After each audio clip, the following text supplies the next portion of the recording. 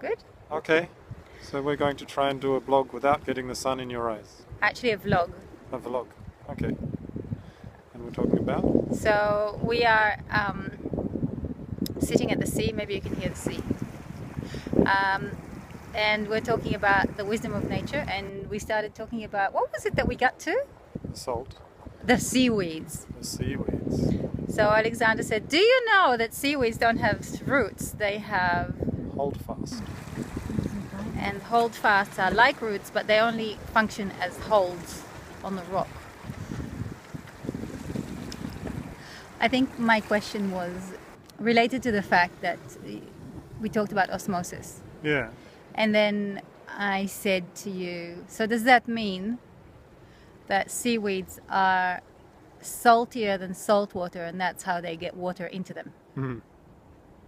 Does that mean, like, I want to go to humans? Yeah.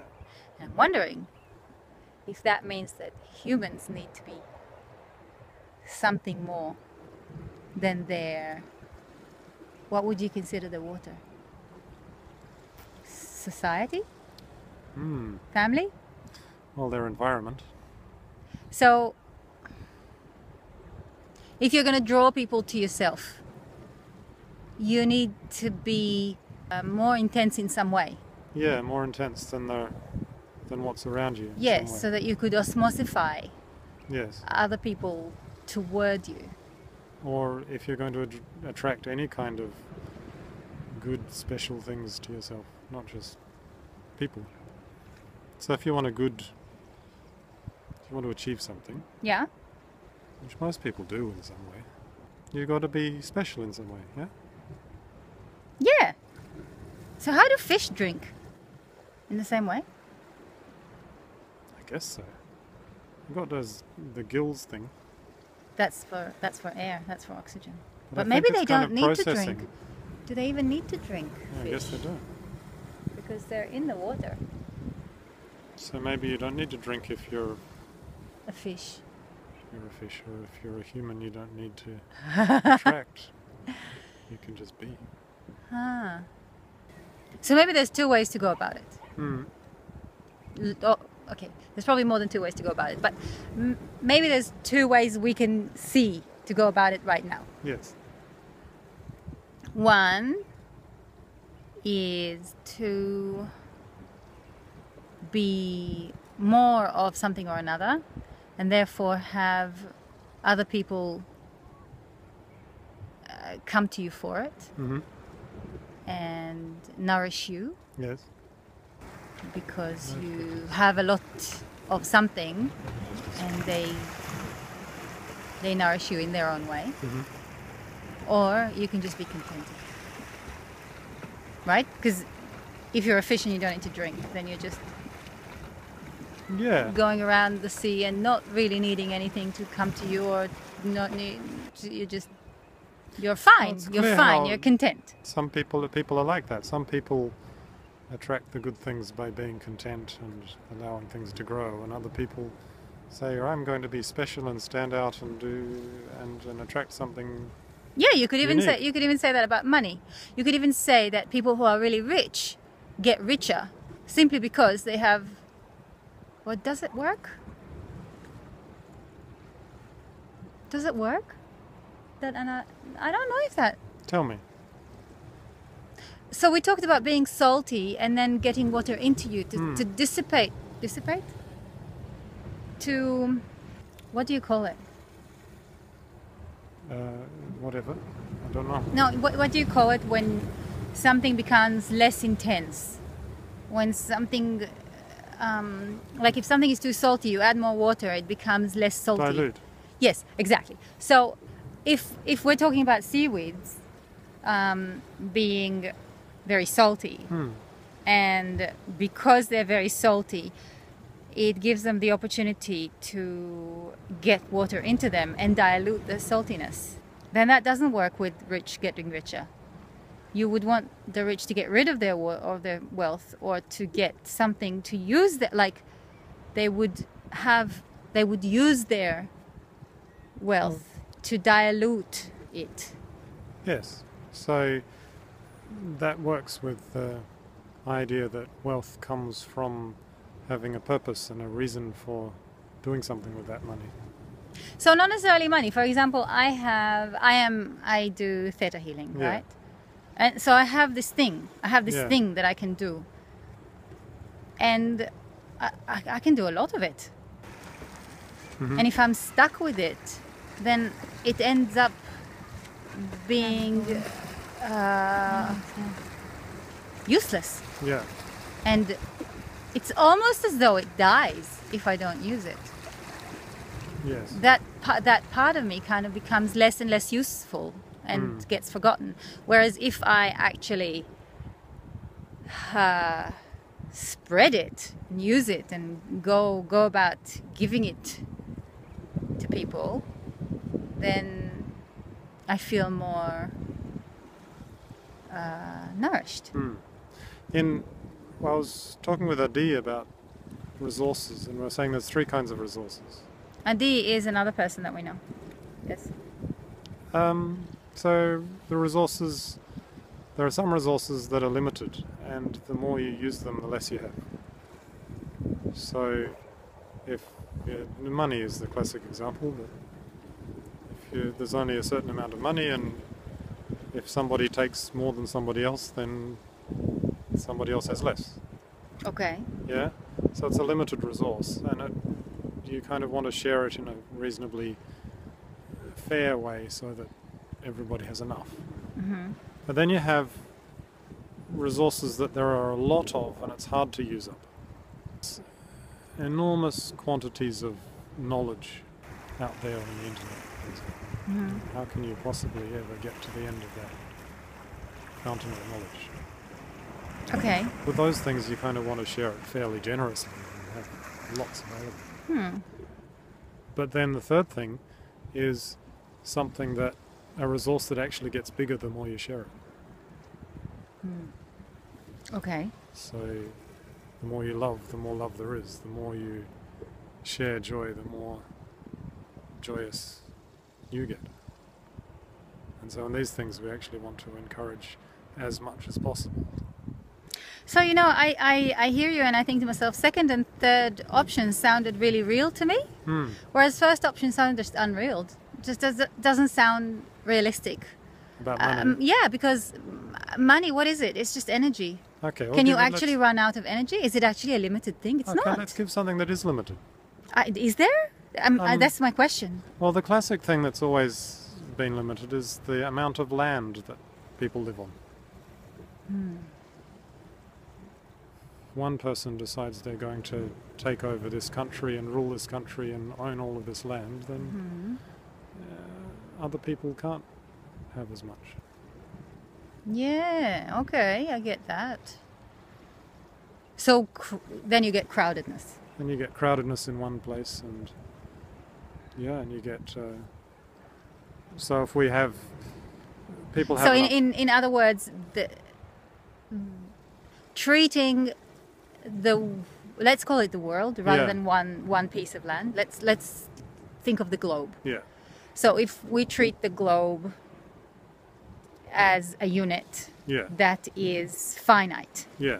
So we're not thinking about traveling to other planets. We're not thinking about getting some iron from Mars. No. I don't know, anything like that. We're thinking about what we have is what we have. Yeah. And if we don't treat it like a closed circle where we actually in a slightly more holistic way look at everything and go, okay, so if we use this, then we have to give back here so that it can come back in this way, and then it keeps going and going. But we treat it as a linear thing. Yeah. We treat it as we are here to use as much of this as we can, and then who knows what will happen. Yeah. Then definitely it's limited. Yeah. Yes. And so there's the limitation of how much mining can you do. You know, I've been thinking about that a lot. And I think the only problem with human contact in terms of the way we are treating the Earth is in our space travel. That might be a little bit too extreme. It's not that I'm an environmentalist, yeah? But that's more because I want my children to have a beautiful life and their children to have a beautiful life. But the reality is that we can do whatever we want. Eventually, nature will take over completely, kill us all if we keep going in a really negative way towards the planet, which, let's imagine, it's kind of an animal. Yeah. Then it will surgically remove us. And then it will go back to itself. All the iron that's in these buildings and, you know, in cars and stuff would be buried, would become a part of the planet's solid parts. And on top of it will grow whatever is the next thing that will grow. You know, I'm a lot more of a lover of humanity than you are. Hang on. But the problem is that we keep shedding some of the stuff from here outside of the atmosphere. And then that's when we lose our mass. The planet loses its mass, its actual mass, because they don't come back. They're outside of the gravity of the planet. And that's where it becomes problematic to me. Right. Because it will not be able to heal itself. Possibly, I don't know, possibly. If we reduce enough of the Earth's resources and give them to the space out there, the Earth might lose enough of its vitality. No, excuse me. The Earth might lose enough of its vitality to be able to heal itself. Yeah, you were gonna say something about loving humanity. Sorry, just wanted to finish my. So you don't see such a problem with the humankind dying out and the Earth healing itself in that way.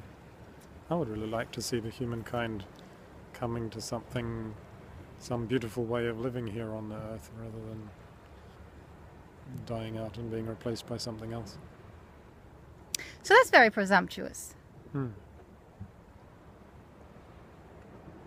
Well, it's not exactly presumptuous because that's what I said, isn't it? Okay, so yes, okay, but I was taking the most extreme option. Of course, in an ideal world, only something like 60 to 70% of humankind will die. And whoever is left would be wise enough to create something that would work with. You know what? I think that even in the state that it is at the moment, there's 7.5 billion people on the planet, I still think that the planet could manage this if we managed ourselves well. As long as we don't continue to take over and over and over and lose the variety that we have in this planet, we could possibly just survive as we are. Well, that's what the research says. The research says that we can handle this with a good permaculture and management of resources and that kind of thing. Yeah. But we need to start sharing the things that are limited in a careful way. No, I think we need to change that paradigm. That's the word. I think we need to shift the paradigm. I think we need to shift the paradigm from this is limited. I need to be as rich as I can because there's only so much money. I need to get as much iron as I can because there's only so much iron. I need to, oil, whatever. I think we need to shift that and go, actually, what we need to do is circulate. What we need to do is take and give back, and take and give back. I cut some wood from the forest. I make sure that I plant at least as many trees so that in 500 years, those are the trees that are 500 years old. Sure. And the 500 years old trees that are here today can die and be used. We need to look at it in a more circular way. I think that's what would save us. And so how would that approach be applied to land and the space on the earth that people take up? There's your homework. Now figure that one out. Especially those of you that are in very smart places. Politics or University? Universities, yeah. Or the UN. That's a kind of politics, isn't it? Hey, you know, UN is politics. Yeah.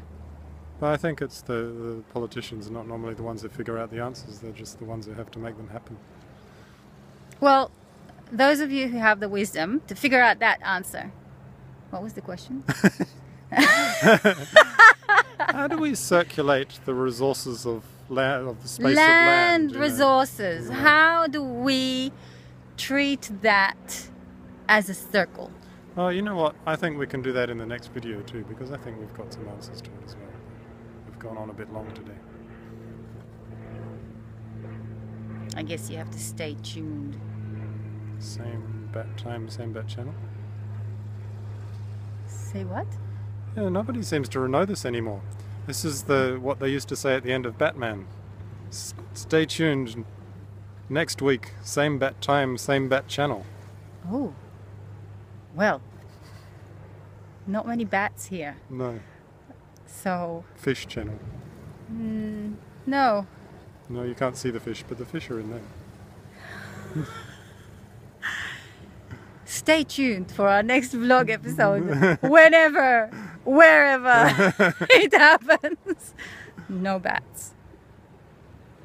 Reality strikes.